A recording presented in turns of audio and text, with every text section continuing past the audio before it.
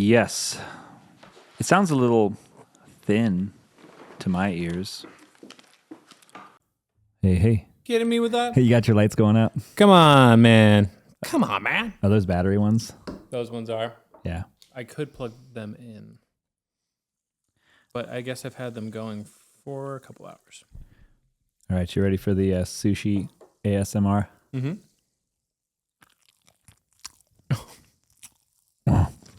Got my bubbles, my bubble water. Not sponsored, so we're going to go into a... Oh, fuck yeah. Oh, fuck yeah. It's just so fun to drink bubbles. They splash up on your nose. It's nice.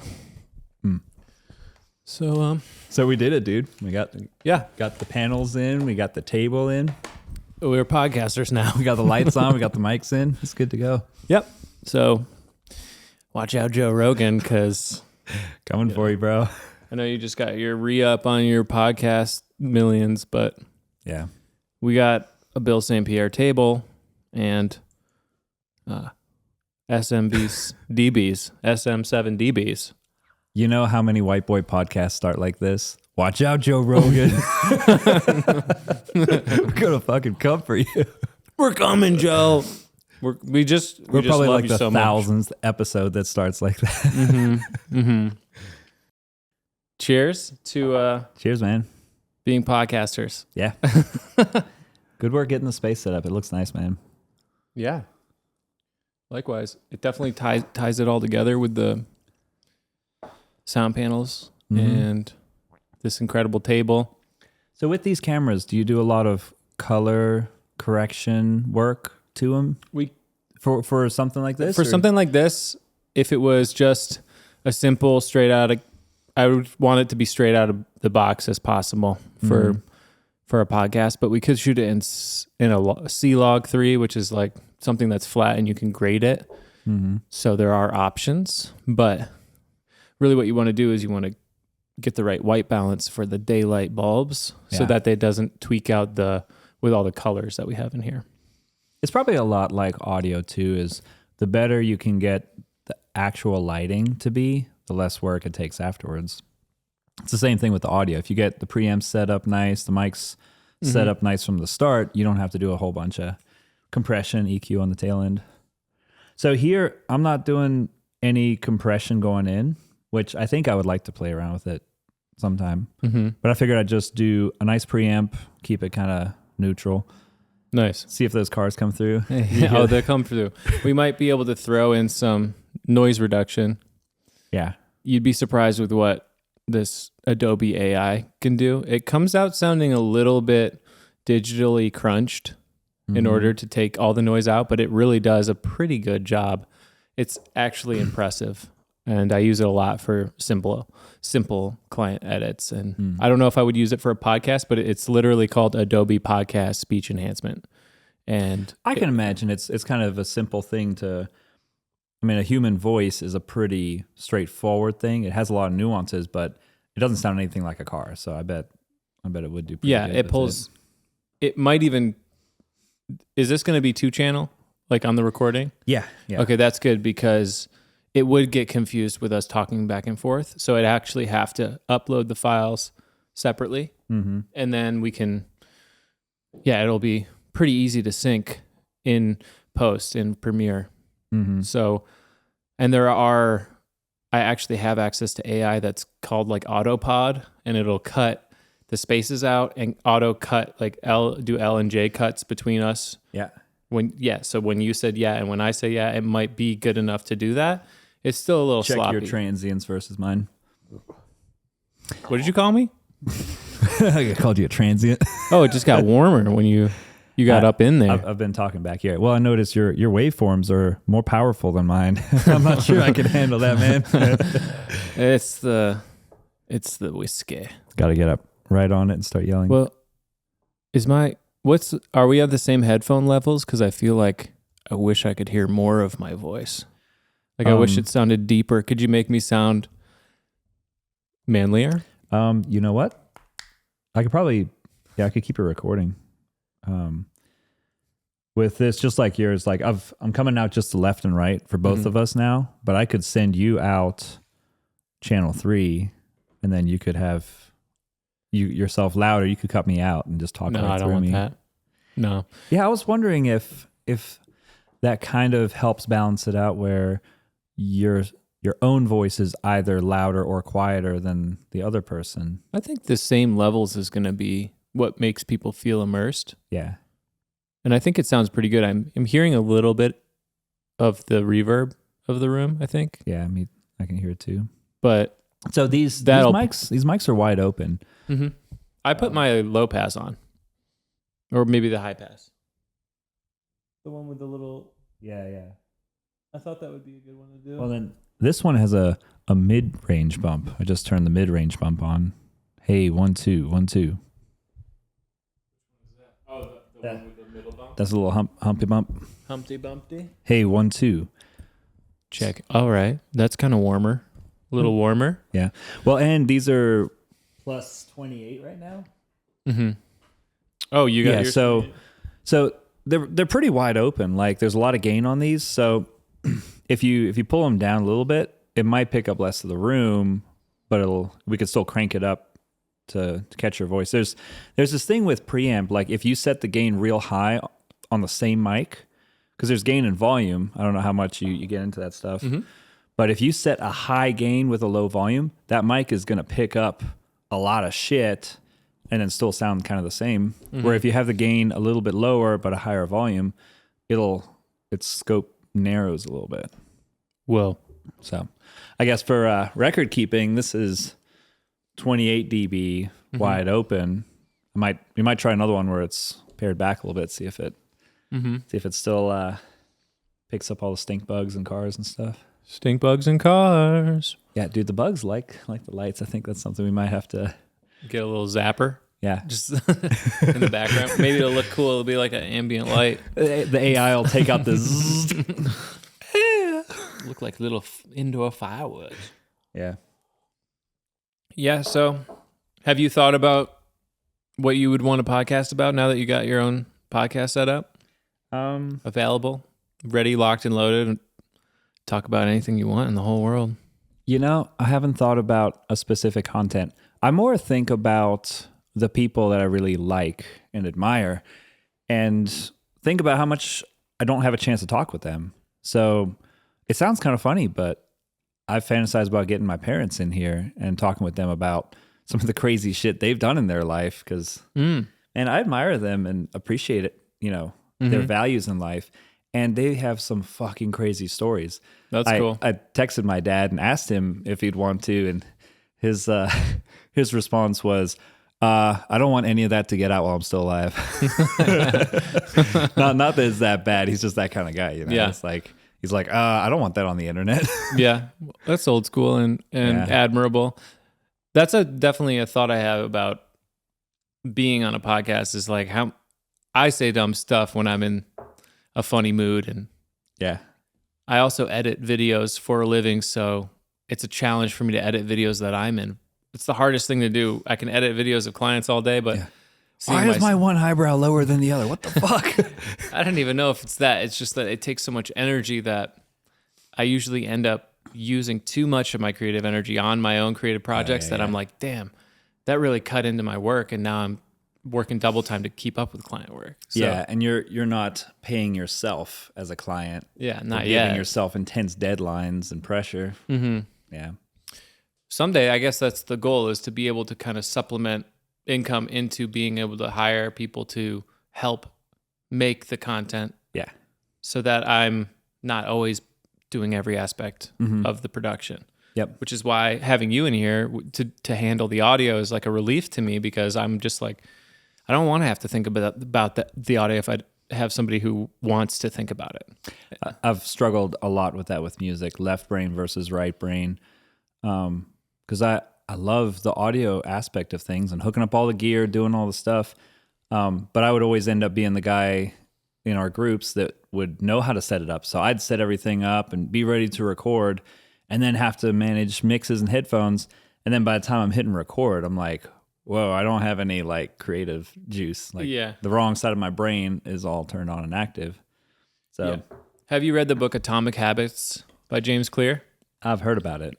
It's definitely a good one. Good audiobook too. It's kind of all about getting things ready for optimal habits instead of forming negative habits that might bring you away from, to create excuses that you can't do something. Like you set up a podcast. It's staged, ready to hit one button, turn on. Exactly. So like creating this studio in a way where we can have like eventually a rolly cart where the switcher's on it and maybe a cart or something that's plugged into the Snake so the audio is ready to rock. I don't know how you're planning on doing that aspect, but I've been thinking about that. I think I want to, I don't know if I want to set up down here. I figured I'd be up there, but I would love to have a Snake that probably lives up there, but we can unroll it, bring it by the table here to plug in, headphones out, mics in. Yeah. And wherever that is. And then when we're like, oh, hey, we're just going to do meetings in here, no podcast for a while, roll it up, put it back up there. That'd be cool. That's kind of what I've been thinking. Yeah. Yeah, this table is so awesome. Yeah. And now with these two Hibisco Hag, what are they called again? Expensive. Expensive ergonomic chairs that are fun in many positions. Yeah. I don't think I can do. I wish they went a little bit lower, but it seems like the right height for the table, thankfully. So you can rest your chin on your knees. Yeah, exactly. Oh, actually, that's better. I might be peaking when I talk too loud, but I've heard a couple of them. It hasn't really like maxed out here. I got it pretty hot, but you are doing a good job of staying really close. That's the idea, right? Yeah, I've been watching people during podcasts, and there are some podcasters they're just like, talking like this the whole podcast. Yeah, but they're always like, can you get closer? Yeah. Yeah, it's definitely something that you have to do with these types of mics. What kind of mics are these again? What are they called?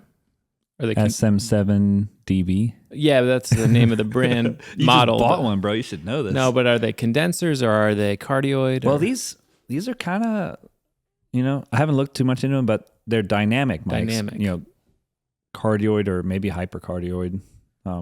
But these ones, because they have the preamp built in, they take phantom. So they've got like the features of a condenser mic, but I think there's still the same diaphragm in there. Get the first selfie of the studio. This is everybody says selfie. There we go. It's official. Yeah, with I don't see that anything's like hardline peaked, and I don't have any triggers going on, but you do see them a little hot. Oh, thanks. That's fucking hot. I guess that's going to be in the comments section. Like, oh man, Dan's so hot he clips the microphone. Oh snap!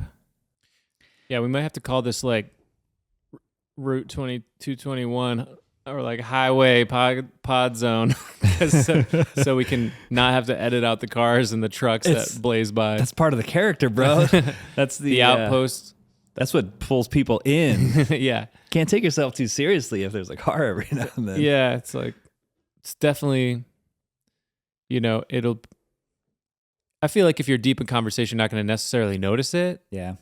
And if we figure out a way to pull it out with, audio post-production, then we can tell people that come in like, oh, don't worry about that. And they won't think about it. But you and I or any audio files will be like, Have you ever done a podcast before?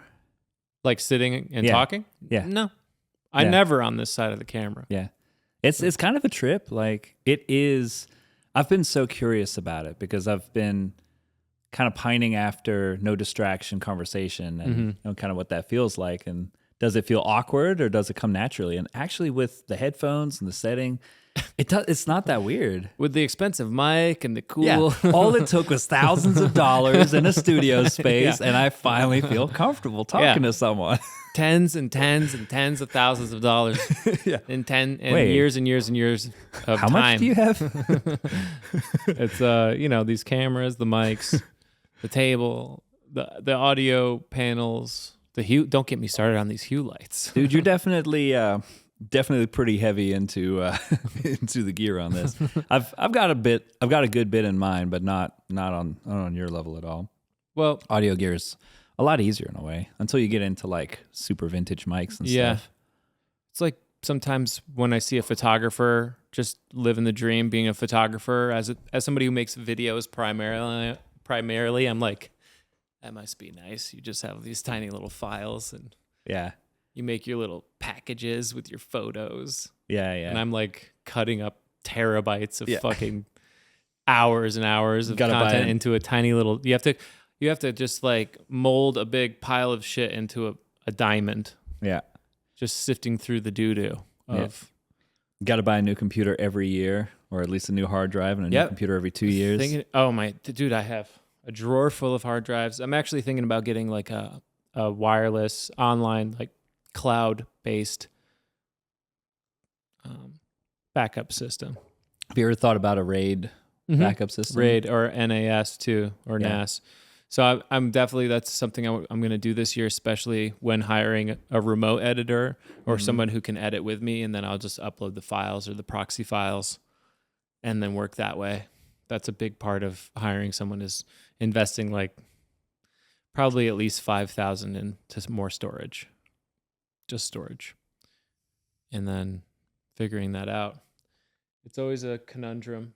Nah, dude, it's so much all the time, but I don't know if this feels really nice. There's a lot of people that have things to say, I think. Yeah. And that's something I like about podcasts, is that you don't actually really edit it. You just kind of, and we'll live edit it.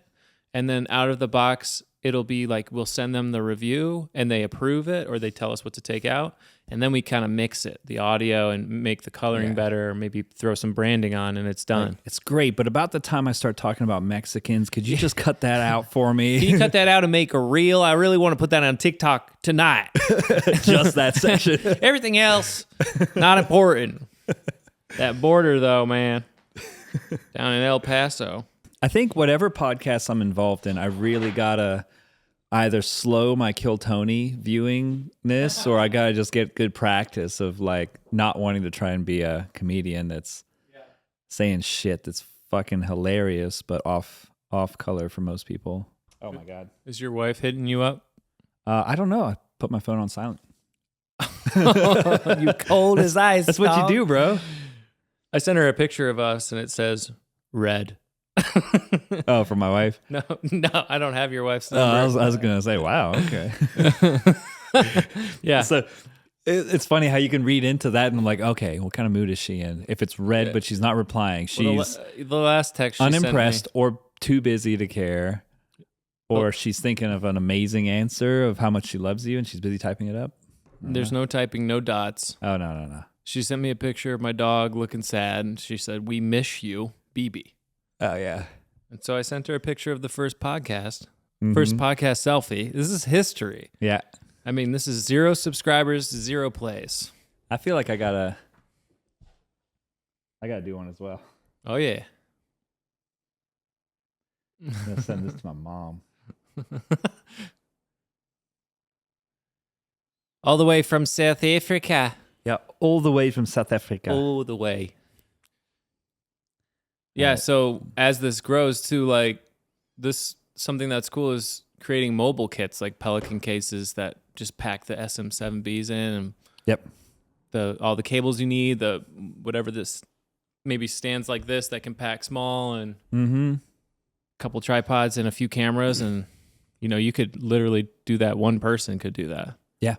I think a lot about that with that case up there, and it doesn't have to be that case, but I got that thing maxed out for live band recording, but I could consolidate that to take a couple of those things out and have a drawer. And, you wouldn't fly with that, but you could put it in your car and drive and set up anywhere with that. And then you set the laptop on top of it and you're good to go. He's good to go. Yeah. I like your idea about talking with family. My brother and I said, it would be a funny podcast to like call our dad and ask him about current events, because he would just blow his lid every single time really fast. Yeah. And it would just be Do you funny. tell him that it's a podcast, or do you just call him? Oh, well, you have to have consent. Otherwise, whatever. But yeah, it would just be outrageously hilarious and pretty triggering because he's a bona fide, staunch Republican, born again Christian, like Knights of the Templar or something. Republican. Just he's ushering in the new age of, I don't know, getting ready for Jesus to come back and slay the demons, I think. Yeah. So anyways, it would be pretty funny to just, if my brother and I called him, because we have a way to like tickle him and not when he's enraged.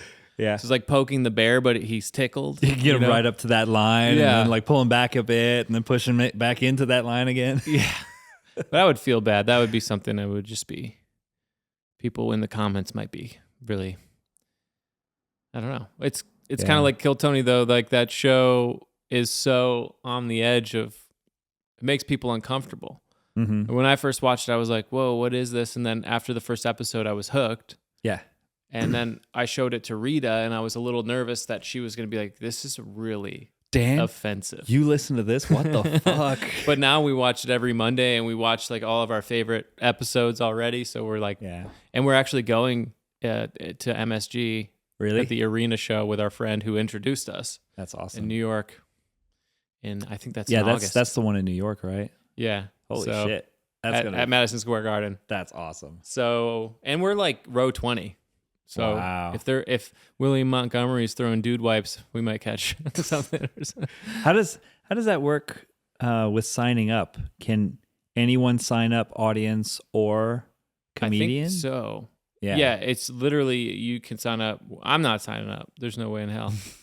There's no way. You gotta be like me, and I know my brother's like this, where you do carry a little fantasy of like, if I went up there, I think. Oh yeah, I think I'd get it. I don't know if I would get. I don't think I would kill. I might be a good interview, but I might totally bomb. Yeah. But I've been working on a bit about my kind of where I come from. My name's Dan Hartigan.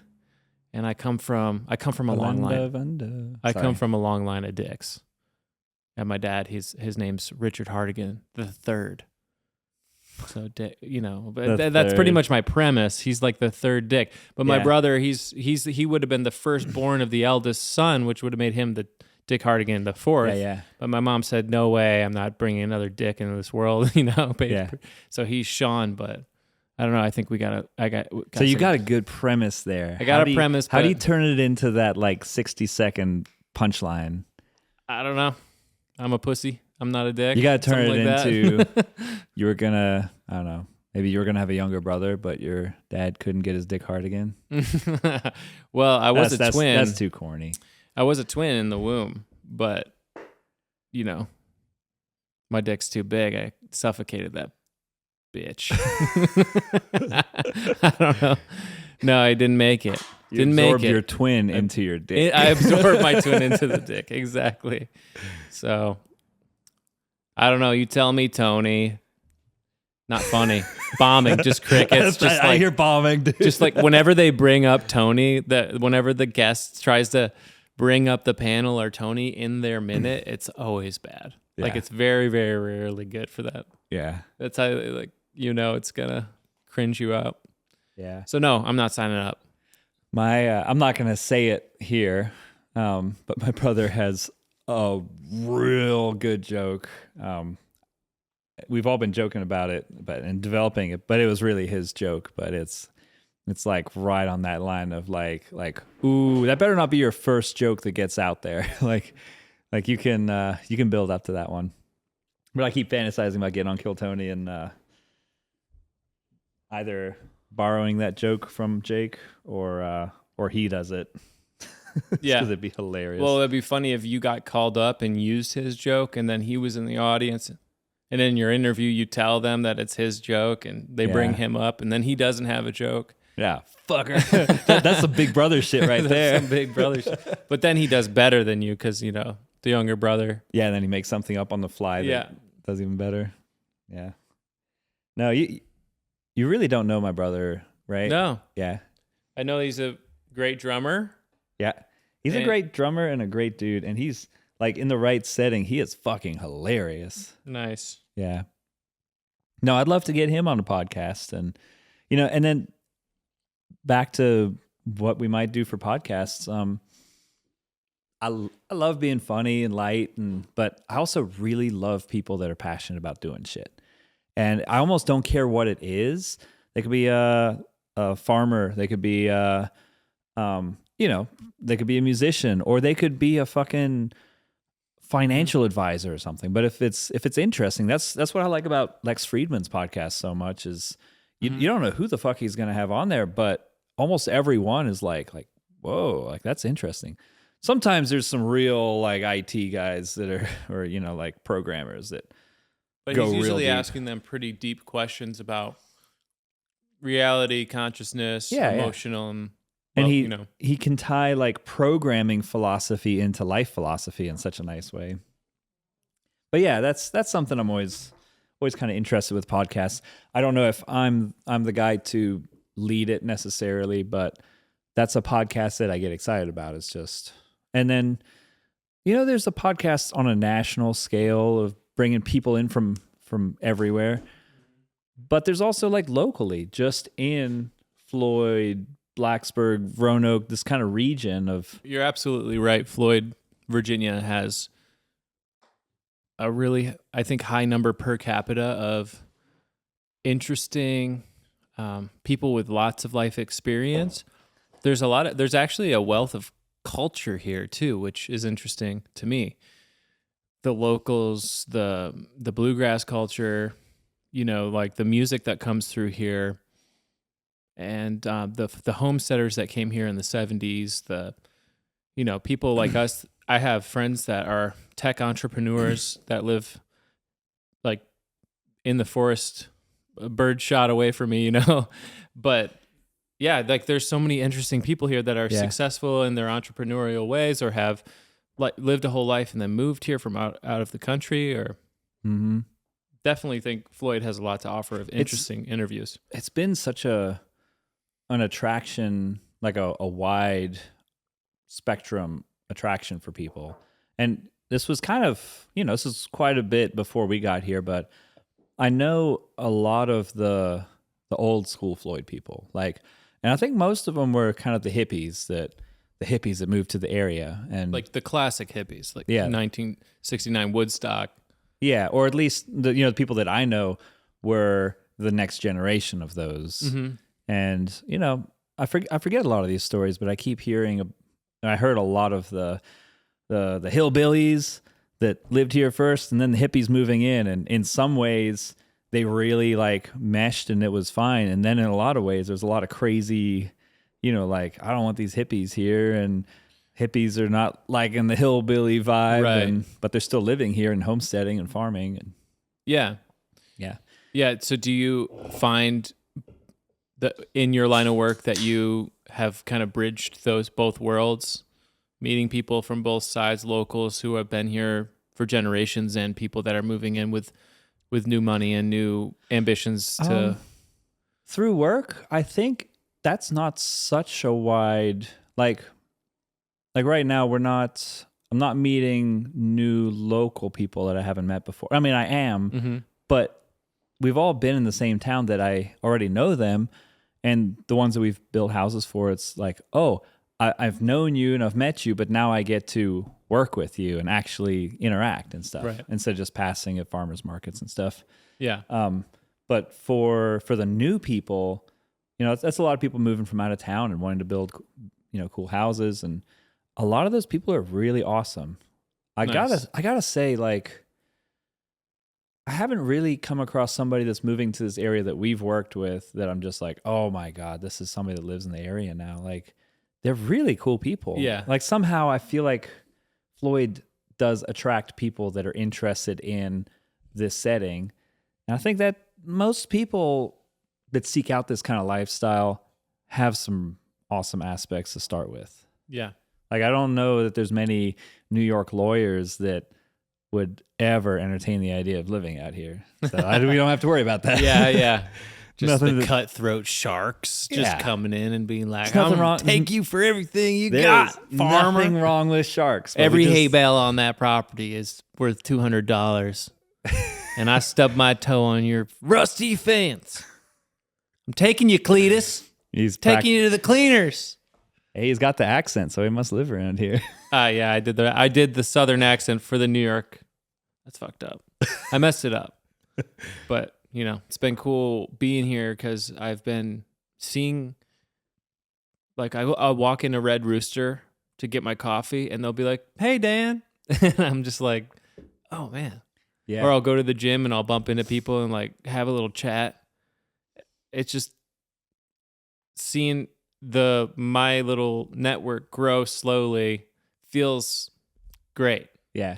Been here for almost 2 years. And it feels comfortable to you to run into the same people. Yeah. It freaks some people out.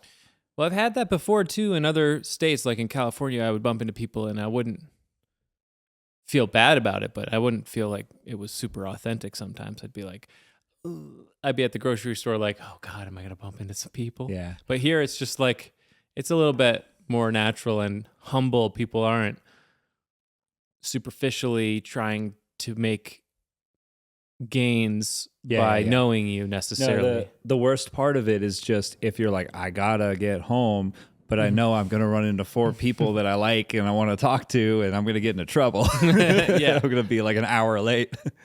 That's most of what I struggle with is I keep running into all these people that I like and love, and I'm like, I want to talk with you, but I gotta get somewhere. I got babies at home. It's definitely got that southern swirl, you know. Yeah. Or I don't know what it is, but it's almost like serendipitous. This town has more magic than you would think. And I was thinking the other day when I was driving through it, I realized, man, I know what it is that's so special about this town. When I first came here, I thought I visited with Rita. We visited family. It was hot as hell. What year was that? 2020 maybe, something like that. 2018. Yep. I can't remember right now in this moment, but we've been together since it's been 7 years, so I can't do math. 2016. With that. So I don't know when I first came here. I think it was 2018, but it was really hot in the summer. I was jet lagged. I was tired. I was overworked and underpaid and just like not feeling the magic when I was here. And we didn't have like a great place to stay or anything. And it was just, and you were visiting through Rita's family? Yeah. Yeah. And it was just like a few days, and it was like hectic because we had to go see everybody and say hi. And it was just like, I mean, we did some fun stuff, but I don't think I really absorbed what it was. So when we decided to move here during COVID, like at the end of COVID, we wanted to be closer to family. So we decided to come back east because my family's in Charlotte. Yeah. And my brother's in Asheville, and we were thinking Asheville maybe, but when we decided to move here, it was somewhere in this area, a toss up of Charlotte, Asheville, Floyd. Yeah, definitely Asheville was closer. Charlotte wasn't really ever an option. Yeah. Floyd was an option only because Rita had so many connections here, family, and a circuit of friends and just history. Yeah. So did she grow up in this area? She grew up Floyd? Here. When she came down, I think she was 10. Yeah. But she's from upstate New York in the same area that I'm from. Yeah. But we met in Santa Cruz. Yeah. But the point of this story is that I just recall feeling like, what the hell is this place, kind of? Yeah. And when we were moving here, I was like, what am I doing? You know, what is my videography media company going to survive in this small town with one stoplight town? Yeah. And then so the other day when I was driving through it, I was like, man, I love this tiny town, this one stoplight town, this sleeper of a fucking gem. Like, people, let everybody think that as they drive through it. Like, I mean, kind of hope that, you know, the people that would think that do think that. Yeah, because like really what makes this town is once you start to integrate into it, you see all of these incredible people that are here that you want to bring into a studio and talk to for 2 hours, because there's so many great people, and the connections I have made have felt really true and not like fake or superficial. And so it just makes me want to stay, and it makes me want to keep meeting people. And that's with a small town, that's huge because like I lived in other small towns and small cities and it feels like it gets too small sometimes. Yeah. And I could see that happening here if you're not an honest, true, good, humble person. But like you have to, if you're going to live in a small town and put yourself out there, you can't be shady. Like you have to be real. You got to try and be the best person you can. It'll like, what are you going to do? Yeah. Because everybody's going to know that you did it if you aren't like being a good, honest person. So it's like, it keeps you honest, I think, living in a small town, but yeah, I really was just feeling like I'm in the know now. Like I know that this one stoplight town has so much to offer, and the culture of the people, and like the beauty of the history of like that blend of hippies and hillbillies and just whatever history before, like so much history before. The interesting thing, the combination with the bridge between the hippies and the hillbillies was that both those type of people wanted to get away from the big narrative, like commercial America thing. Mm-hmm. So that's where I think they seem to get along, is they both wanted to be left alone on their land doing their thing. Yeah. And that's why I think Floyd is as awesome as it is today, is because it's got roots of the people that wanted to say, hey, we don't want to live in a city. We don't want to, buy boxed food and, eat the government cheese and stuff. We want to go out to the land, do our own thing, be left alone. And, there's more people moving into the county, more range, which is nice. But I think having that foundation in the background it breeds prosperity, I think. Hip Billy's podcast studio. Yeah. Hip Billy's podcast. Billy's, right to podcast studio. Hip Billy's podcast. Yeah. Hip Billy's already has to be a production company name, but that's pretty good if it isn't. Well, what do you think? Should I start recording?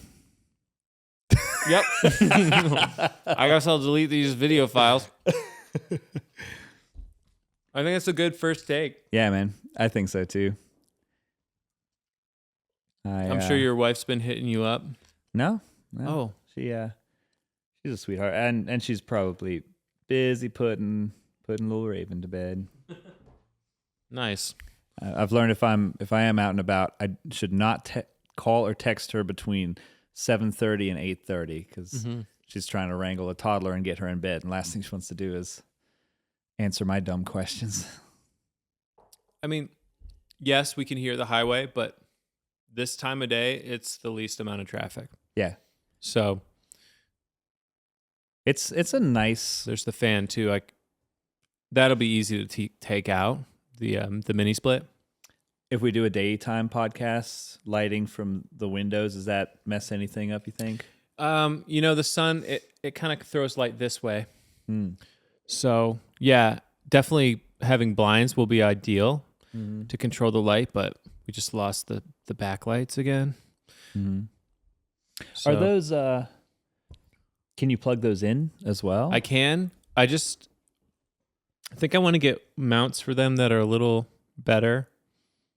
I tried with the mic stands and that's okay, but it's actually more annoying to plug them in than I thought it would be because those little fittings cover the charger. Gotcha. But on the C stands, like this one, you could easily charge it. It's USB-C. So I think if there were wall mounts for them, that would be ideal. Like thin ones that were the same kind of size as that C stand, because then we could fit chargers on them and they would be mounted like perfectly. And that would look really cool. Like the lines that it creates, I liked it. It's a nice little blocking with color. So that was the idea, was to keep those charged. I need dummy batteries for these cameras.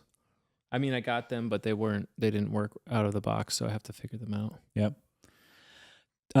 Dude, I'm super excited to build these panels.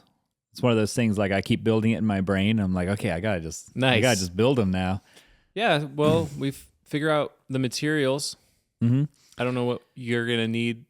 With all that stuff, I don't have enough of the rock wool, but it's like $85 for a bag, and that would do quite a bit. So between that, so So I think it's really just the fabric and, getting more wood from Matt, but that's really easy. I think Yeah. it's just like, Matt, where's the wood? Oh, it's in my backyard, and I'll go get it. I'm halfway through building my house, and I don't have any of the interior walls done, so I can just set them all up in there, build them, and then whenever we find fabric and I figure out the hinges, I can just bring them over here. Nice. I think those will really help a lot because I can still hear the live room. It'll add a nice blocking dimension to the view, the vantage point too. Yeah. Cool, man. Well, you want to wrap it up? Yeah. Thank you. This is cool, man. I'm excited. Yeah. Me this too. is going to be, for better or for worse, this is going to be a good start to stuff. Yeah. I think it's for the better. I mean, I don't know where better or for worse comes from. I guess something is going to come out of this, and we're not quite sure what it is yet, but. Well, I think we should keep it close for now because this is something that will, no matter what we do with it, will generate energy. And I think for me right now, I don't need more work to come in yet. Yep. I want to build to be able to handle that. Mm-hmm. And I think I want to just like do things, creative things that feel good, that feel like what I'm working for so hard is being utilized in a way that I can enjoy outside of work. Something that's, maybe it'll turn into kind of like a routine thing that we sign ourselves up to do that is kind of work to sit here and to have a coherent conversation or to bring others in here and for conversation and filming. And I really like the idea of listening to this. Obviously we don't want to spend hours like editing this, but if we do a quick put it together as a podcast, listen to the audio, listen to all the aspects of it. Because there's a lot I can do to say, ooh, okay, I can improve the audio in this way. Should we use compressors? Should we not? And I'm sure with camera, I mean, you're probably way more used to setting up your cameras and everything, but you might find like, oh, okay, there's this nuance, or hey, yeah, let's get some mounts for the lights. And I just threw one light up in these background things. I'm surprised we talked as long as we did. Yeah, the lights are all dead, but really this aperture lantern dome thing it's pretty great.